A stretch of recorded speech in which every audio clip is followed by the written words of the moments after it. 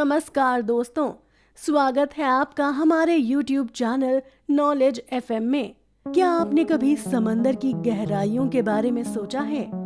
जी हाँ, वही गहराइयाँ जो हर प्रेमी को अपनी प्रेमिका की सागर जैसी आंखों में दिखाई देती है और उसका मन उनमें डूब जाने का करता है। पर उस गहराई में डूबने से पहले उस गहराई के बारे में जरूर जान लेना चाहिए। तो चलिए ले चलते हैं आपको सागर की गहराइयों के इस सफर पर। शायद आपने कभी फेरी का सफर किया हो या शायद कश्तियों में घूमते मछुआरे आपको दिख जाते होंगे। अगर आप समुद्री तटीय इलाके में रहते हैं तो ये सब आपके लिए आम सी बात होगी, और अगर आप समुद्री तटीय इलाकों में नहीं भी रहते तो फिर भी आपने फिल्मों में या फिर तस्वीरों में समंदर को जरूर देखा होगा। पर क्या आपको पता है कि समंदर के नीचे क्या है और ये कितना ज्यादा गहरा है?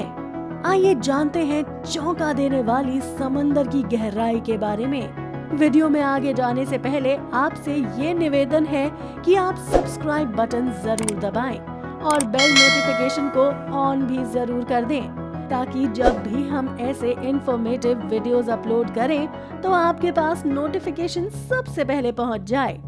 दोस्तों, अगर आपको नहीं पता तो हम आपको बता देते हैं कि समंदर की गहराई इतनी ज्यादा है कि इसको सिर्फ गोताखोर ही पूरी तरह से नहीं नाप सकते, और इसके लिए आपको एक पनडुब्बी का सहारा लेना पड़ेगा।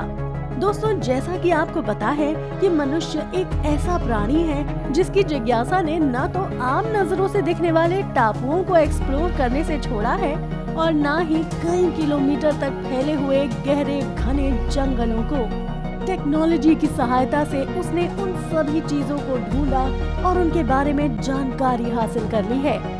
समंदर भी एक ऐसी ही जगह है जिसकी गहराई उसको प्रेरित करती है अपने झांकने और उसके अंदर की दुनिया के बारे में जानने के लिए। और इसी कोशिश में इंसान ने बहुत सी ऐसी जानकारियां इकट्ठी भी कर ली हैं।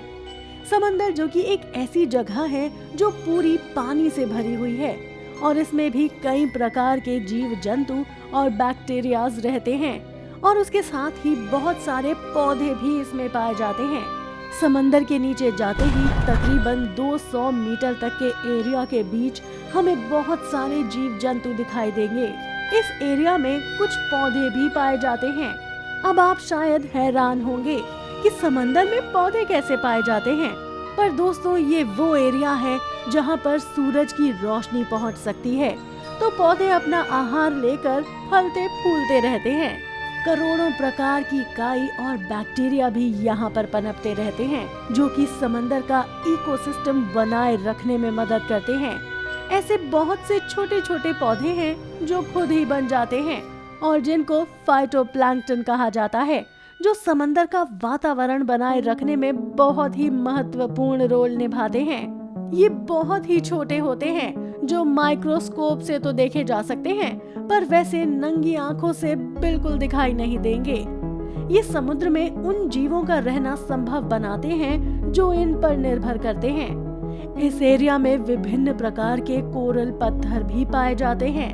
यहाँ तक तो गोताखोर गोता लगा सकते हैं और आसपास के जीवों को अपने कैमरे में कैद कर सकते हैं, और इस भाग तक तो मछुआरे भी अपना जाल फेंककर मछलियाँ पकड़ सकते हैं। अगर हम और नीचे जाएं तो 200 मीटर से नीचे जाते जाते बहुत ही अंधेरा होने लगता है। अब अगर हमें और नीचे जाकर एक्सप्लोर करना है तो हमें एक पनडुब्बी और उसकी रोशनी चाहिए होगी। तकरीबन 300 मीटर पर हम ट्वाइलाइट जोन में दाखिल हो चुके हैं। इस जगह पर कोई भी पौधा नहीं होता, क्योंकि यहाँ तक सूरज की रोशनी ठीक तरीके से नहीं पहुँच पाती है। अब इससे पार तो कोई भी गोताखोर नहीं जा सकता, क्योंकि यहाँ से आगे जाते ही पानी का प्रेशर इतना ज्यादा बढ़ जाता है कि इस स्तर पे समंदर हमें नीचे की ओर खींचना चालू कर देता है। वो भी कोई मामूली प्रेशर नहीं, बल्कि यूँ समझिए कि एक क्रेन को अपने ऊपर रख कर चलने को कहा जाए, इतना ज्यादा प्रेशर। ये जगह छोटी मछलियों के लिए एक तरह से वरदान का काम करती है, क्योंकि दिन में यहाँ समुद्री पौधों की आड़ में छिपकर वो आराम करती हैं और बड़ी मछलियों का आहार बनने से बच जाती हैं और रात के अंधेरे में वो ऊपर वाली सतह पर चली जाती हैं ताकि वो अपना भोजन ढूंढ सकें। इसके अगले जोन में दाखिल होते ही हम ऐसे भांति भांति के समुद्री जीव देखते हैं जो बायोल्यूमिनेसेंस केमिकल का प्रयोग करके रोशनी उत्पन्न करते हैं और वो अपनी इस लाइट का प्रयोग करते हुए कई सारे काम करते हैं, जैसे दुश्मन को चकमा देना या फिर शिकार करना। इससे और नीचे जाएं तो अब हमें क्रमबद्ध लड़ी में जुड़े हुए कुछ जीव दिखेंगे। तकरीबन 700 मीटर नीचे जाने पर हम साइफोनोफोरस को देखते हैं जो आपस में जुड़े हुए रहते हैं। ये जीव झुंड में शिकार करते हैं। ये कुछ ऐसे कण हवा में छोड़ देते हैं जिनके अंदर बिच्छू जैसे डंक छिपे होते हैं। ये कण कुछ ही दूरी पर रुककर अपने शिकार का इंतजार करते हैं। ये कण नीला रंग छोड़ते हैं ताकि ये अपने शिकार को आकर्षित कर सकें और जब दूसरे समुद्री जंतु इनको खाने की कोशिश करते हैं तब इन कणों में छिपे जहरीले डंक निकल आते हैं और वो इनका शिकार हो जाते हैं। और भी बहुत सारे समुद्री जीव यहाँ पर पाए जाते हैं, जैसे स्पर्म व्हेल और जायंट स्क्विड। और तो और यहाँ पे मलबे और समुद्री पौधे से उपजे जीव भी पाए जाते हैं जो सारे के सारे समुद्री जीवों के लिए बहुत ही आवश्यक हैं। दोस्तों, अगर आपको ये वीडियो पसंद आ रही है तो प्लीज लाइक का बटन जरूर दबाएं और चैनल को सब्सक्राइब भी जरूर करें ताकि हम ऐसे ही इंटरेस्टिंग वीडियोस आपके लिए लेकर आते रहें। चलिए अब आगे बढ़ते हैं। तकरीबन 1000 मीटर्स के नीचे जाएं तो अब हम मिडनाइट जोन में एंट्री ले चुके होंगे। इस जगह पर तैरने का तो आप सोच भी नहीं सकते, क्योंकि यहाँ पर इतना गहरा अंधेरा होता है और जीवन की रफ्तार इतनी सुस्त होती है कि बाकी जीव भी यहाँ पर बहुत ही धीमी गति से आगे बढ़ते हैं। और ये इसलिए इतना स्लो स्पीड में मूव करते हैं क्योंकि इस जगह पर बहुत ही कम शिकार, मतलब छोटी मछलियाँ ही पहुँच पाती हैं। इसलिए इस गहराई पर शिकार करने वाले खौफनाक जीवों को अपने शिकार को एक ही बार में पकड़ना पड़ता है, नहीं तो वो अपनी एनर्जी खत्म कर देंगे और उनको खाना भी नसीब नहीं होगा। इस जगह को अंधेरा और खाने की कमी और खतरनाक बना देती है। 1200 मीटर की गहराई पे पहुंचते ही हमें कुछ ऐसे जीवों की प्रजातियां मिलती हैं जो लंबे होते हैं और अपने शिकार को सीधा ही निगल जाते हैं। एक और ऐसी ही प्रजाति है वाइपर फिश, जो बहुत स्पीड से मूव करते हुए अपने नुकीले दांतों को अपने शिकार के शरीर में घुसा देती है।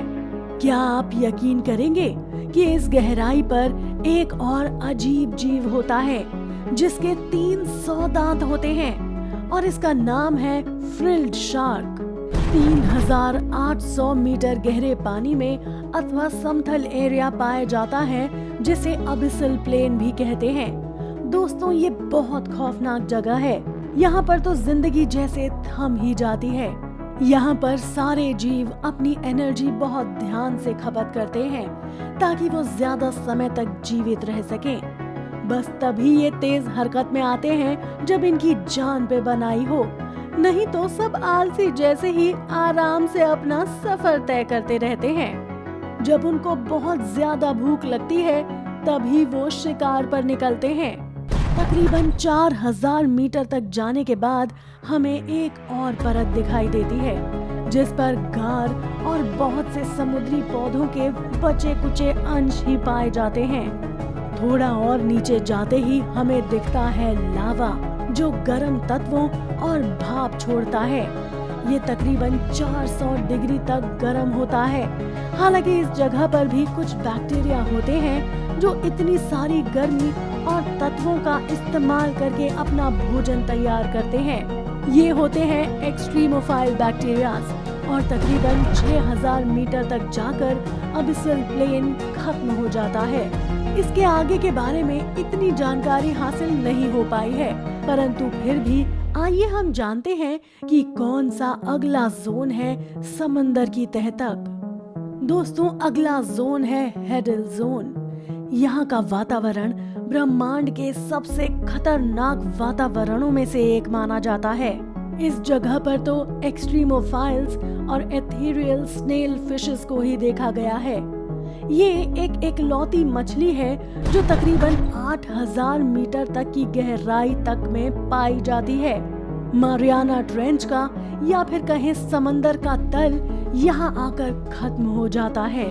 मारियाना ट्रेंच पृथ्वी की सबसे गहरी महासागरीय खाई है जो वेस्टर्न प्रशांत महासागर में मारियाना द्वीप समूह से लगभग 200 किलोमीटर पूर्व में स्थित है। परंतु इसके नीचे भी 10,902 मीटर तक चैलेंजर डीप होता है, जहां पर सबसे ज्यादा पानी का प्रेशर होता है। क्या आप मानेंगे कि यहाँ पर भी एक्सट्रीमोफाइल बैक्टीरिया और कुछ और जीव जंतु जिंदा रहते हैं। एम्फीपॉड्स और सी क्यूकम्बर्स यहाँ पर जीवित रहते हैं और फ्लोट करते आहार ढूंढते रहते हैं। तो दोस्तों, अब ये वीडियो हम यहीं पर खत्म करते हैं, क्योंकि और इन्फॉर्मेशन हासिल करने के लिए अभी रिसर्च जारी है। हम उम्मीद करते हैं कि आपको ये वीडियो बहुत एक्साइटिंग लगी होगी। अगर हाँ, तो सब्सक्राइब करके लाइक का बटन दबाना बिल्कुल ना भूलें, क्योंकि हम आगे भी ऐसी ही इंटरेस्टिंग वीडियोस लेकर आते रहेंगे। फिर मिलूंगी एक और ऐसी ही इंफॉर्मेटिव वीडियो के साथ। तब तक के लिए बाय बाय।